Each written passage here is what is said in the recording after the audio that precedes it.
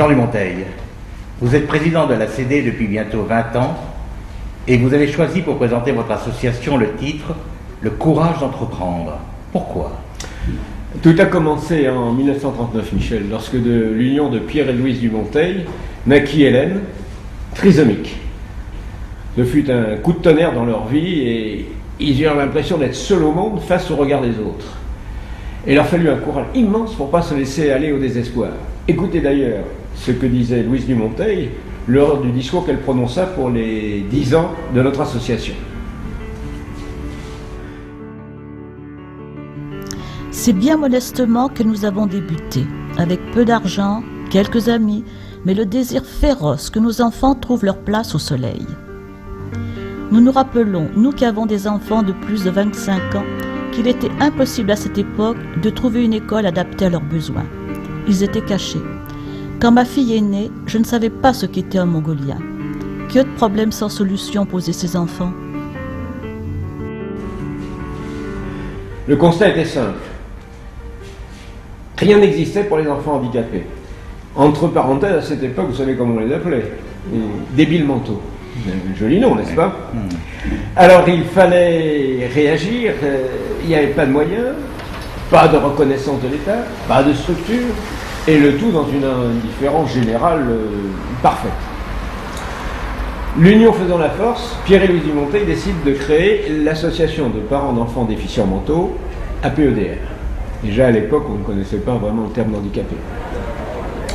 Cette association démarra avec 0 moyen, mais une farouche envie de réussir. Concrètement, que se passe-t-il alors ? Bon, ces pionniers ne restent pas longtemps inactifs, puisque le 1er octobre 1964, ils créent l'association des centres Dumonteil, et le 15 octobre de la même année, ils ouvrent un CAT au 139 boulevard Soult dans le 12e, CAT avec 17 travailleurs handicapés. C'est alors le 4e centre de ce genre en France et le premier à Paris. Le capital de départ était de 364 francs. Effectivement, ce n'est pas beaucoup. Vous avez raison, mais de plus, il faut se rappeler qu'à l'époque, les revenus des handicapés se résumaient à une petite pension d'invalidité qui, de plus, était versée par le ministère des anciens combattants et des victimes de guerre. Allez savoir pourquoi. Il fallait trouver des ressources. Alors pour les handicapés, ce fut le travail. D'ailleurs, le travail qui est à la fois source de bien-être moral et source de revenus matériels. Ces handicapés ont bien mérité, quand ils les reçurent, leur médaille du travail. Pour tout le reste, nous avons eu besoin de pratiquer longtemps la politique de la main tendue, parce qu'il fallait se souvenir, même si nous avions été reconnus par l'action sociale en 1965, tout restait à notre charge, l'entretien des bâtiments par exemple. Donc on a fait la quête dans les marchés, on a organisé des braderies, tout ça dans un esprit, c'était douloureux et difficile, mais dans un esprit de fraternité, d'enthousiasme qui était absolument extraordinaire. On avait un but à atteindre.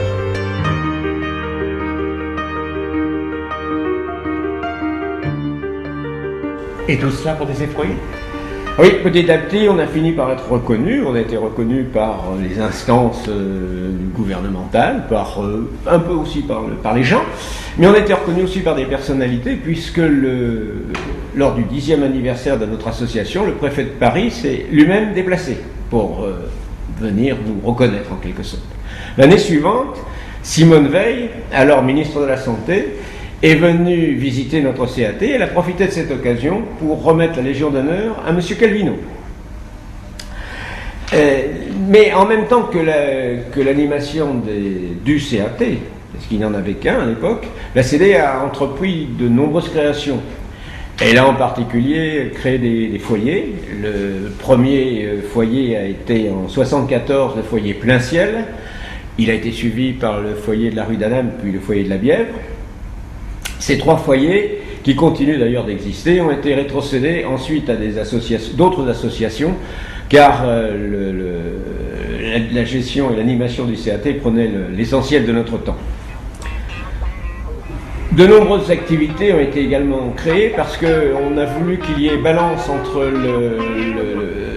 l'épanouissement par le travail et on a voulu créer des loisirs. pour les handicapés et aussi pour les familles, pour leur laisser un petit peu de liberté. C'est ainsi que vient le jour des colonies de vacances, la première en 1970, des clubs de loisirs, des sorties et notre participation aux Jeux Olympiques, qui fut répétée à plusieurs reprises, et la première a également été en 1970.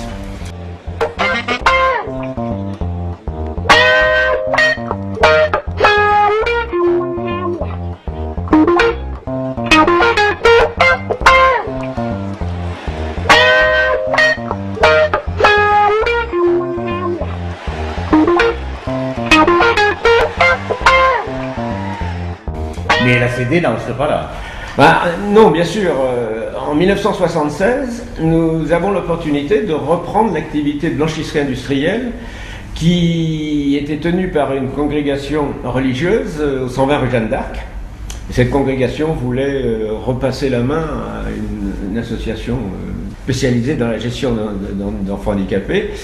Donc on a créé le CAT rue Jeanne d'Arc. Et là, il a fallu nous apprendre un métier qu'on ne connaissait pas du tout, avec un matériel plutôt vétuste, mais là aussi, ce fut une époque formidable parce que tout le monde avait mis la main à la pâte. Et puis nous avons déménagé 2 fois la même année. La première fois, nous avons déménagé de 139 boulevard Soult avec beaucoup d'émotions. Mais là, ça devenait impraticable, c'était trop petit, c'était à la limite du salubre. Et donc, nous avons été rue Montgalet, où là, nous avons trouvé plus d'espace, plus de côté rationnel pour les activités que nous avions. Et toujours la même année, nous avons quitté les locaux de la rue Jeanne d'Arc, puisque ces locaux avaient été revendus à un promoteur immobilier qui voulait nous voir partir. Mais il ne nous a pas chassés, il nous a aidés, non pas à trouver les locaux, que nous avons trouvé tout seuls, mais il nous a aidés à aménager les locaux du Père-Lachaise, où nous sommes toujours, et qui ont été pour nous l'occasion d'abord de développer l'activité de blanchisserie industrielle, mais aussi de créer beaucoup de satellites. Nous avons une restauration rapide, nous avons un atelier de couture, nous avons une boutique de repassage et des prestations de services extérieurs.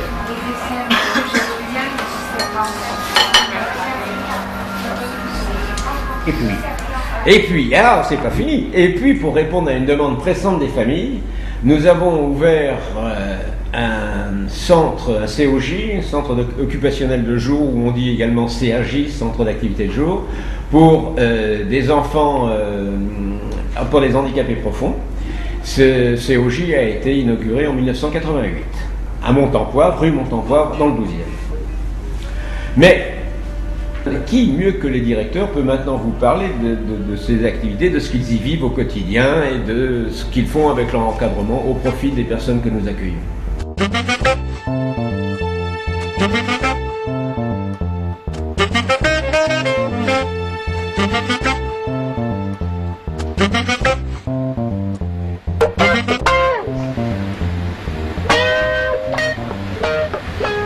Didier, vous êtes directeur du CAT depuis 23 ans. Vous avez dû être le témoin de bien des bouleversements. 40 travailleurs à mon arrivée, 97 aujourd'hui, dont 80% de femmes. Les personnes ont changé, le personnel s'est accru et les locaux sont ailleurs et plus grands. Les handicaps ont évolué de manière très sensible. Aux troubles du psychisme s'ajoutent pour certains des handicaps sociaux. 17 travailleuses sont mamans. Un tiers de l'effectif vit dans sa famille. Les autres sont autonomes, vivent seuls ou en couple.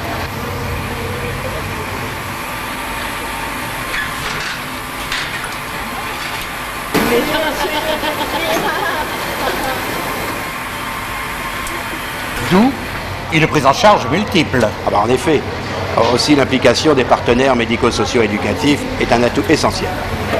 Le monitorat est le centre de l'institution par sa présence constante, rigoureuse et bienveillante. Mais l'équipe s'appuie sur la motivation, le savoir-faire et l'attachement dont font preuve les personnes handicapées dans leur travail quotidien. Justement, parlons-en. À la blanchisserie, c'est 60% de l'activité. Nous traitons 900 kg de linge par jour, nous atteignons 200 tonnes par an.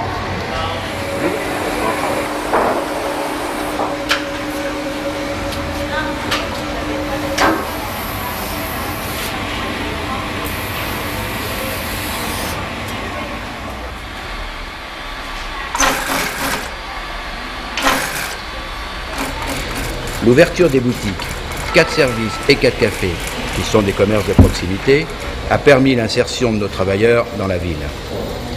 Le conditionnement et la couture permettent des postes assis. Nos produits rencontrent un réel succès au marché de Noël de l'UNAPI, place Saint-Sulpice.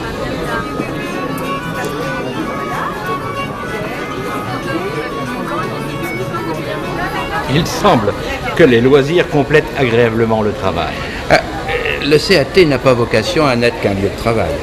Nous devons concourir à l'épanouissement de la personne handicapée, certes avec le soutien du travail, mais aussi avec d'autres activités d'ordre éducatif et ludique.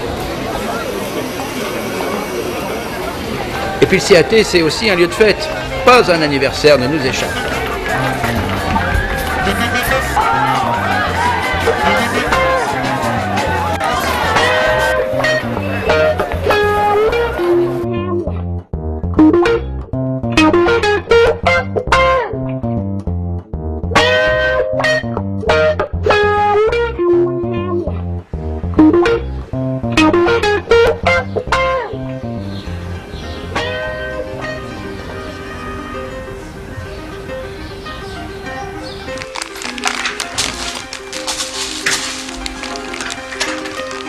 Michel, que représente le travail proposé au CAT pour les usagers?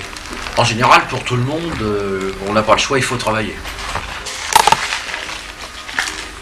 Pour les usagers, c'est un plaisir, c'est très souvent un plaisir. Ça leur permet de se prouver, de prouver qu'ils peuvent réaliser quelque chose de bien, comme tout le monde.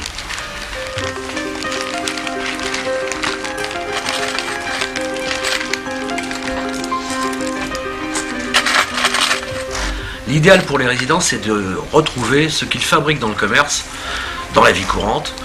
Quand ce sont des équipements, ils en tirent une très grande fierté.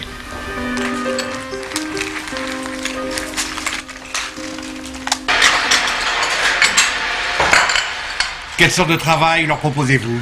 Étant donné que nous avons fait le choix de travaux assez techniques pour des usagers plus qualifiés, les ouvriers sont amenés à travailler la précision et la qualité. Ils ont à juger du bon ou du mauvais fonctionnement d'un petit appareil et ou d'un sous-ensemble.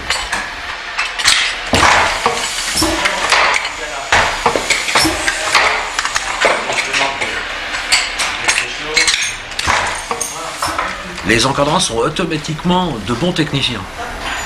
Des éducateurs compétents, et pour des usagers comme les nôtres, c'est une chance de pouvoir bénéficier de la qualité des apprentissages dispensés par ces personnes.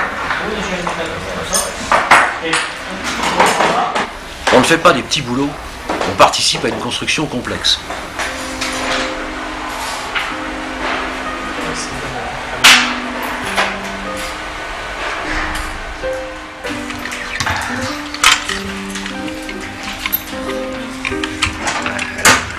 Michel, quelle est la recette d'une insertion en CAT? Une bonne insertion. Oh, excuse-moi. La question c'était bonne. Mais c'est pas grave. J'ai la recette, à mon avis. Pour une bonne insertion au CAT et de nombreuses années de bien-être. C'est ça qui est important. Un bon local clair et propre. Une certaine quantité de travail. Un bon éducateur très frais et un peu pétillant. Une bonne organisation. Un bon suivi psychologique. Une excellente gestion budgétaire, c'est quand même plus pratique. Beaucoup de rigolade. Un directeur pas trop bête d'environ 69 kilos. De bons copains. Vous mélangez tout doucement dans une ambiance harmonieuse.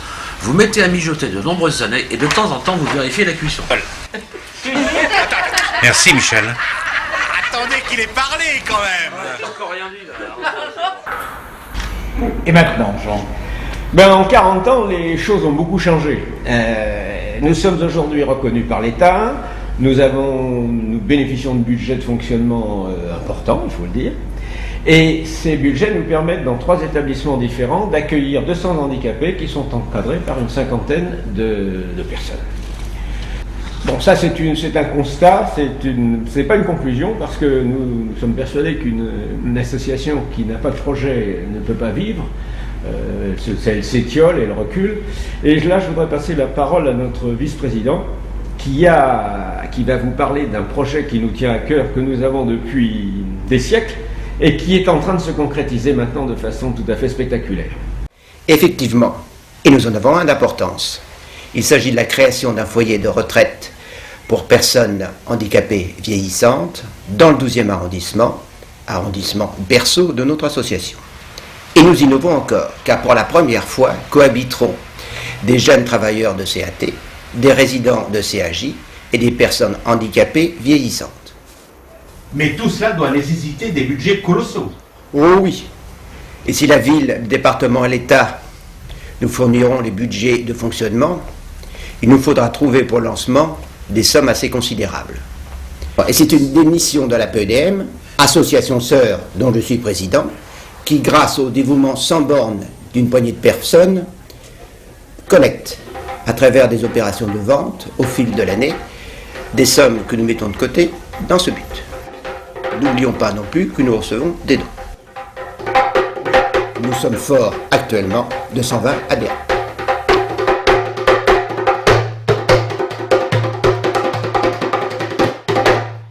Comme vous pouvez vous en rendre compte, nous bougeons. Nous bougerons encore tant qu'il y aura, et je pense que malheureusement on n'est pas fini de s'arrêter, tant qu'il y aura des besoins à satisfaire. Je crois que nous avons fait la preuve que nous étions capables de travailler pour l'épanouissement des personnes que nous accueillons et le bien-être des familles. Il en sera d'ailleurs toujours ainsi. Jean, si vous deviez résumer tout cela en un mot, que diriez-vous? Si au départ il y a eu l'impulsion de deux personnes ayant eu le courage d'entreprendre, leur volonté que les handicapés soient reconnus comme des personnes à part entière, elle n'a pu prendre corps que grâce à l'aide de tous ceux qui y ont participé et qui les ont aidés et qui les aident encore et encore. Maintenant, nous pouvons être fiers de tout ce qu'ils ont réalisé. Merci.